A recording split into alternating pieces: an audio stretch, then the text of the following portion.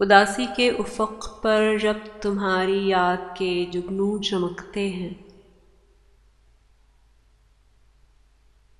उदासी के उफ़क़ पर जब तुम्हारी याद के जुगनू चमकते हैं, तो मेरी रूह पर रखा हुआ ये हिज्र का पत्थर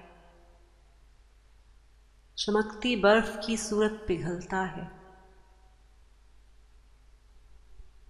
अगरचे यूं पिघलने से ये पत्थर संगरेज़ा तो नहीं बनता, मगर एक हौसला सा दिल को होता है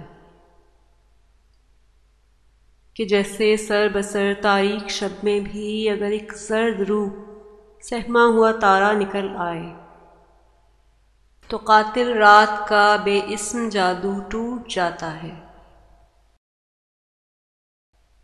मुसाफिर के सफ़र का रास्ता तो कम नहीं होता, मगर तारे की चिलमन से कोई भूला हुआ मंजर अचानक जगमगाता है। सुलगते पाँव में एक आबला सा फूट जाता है।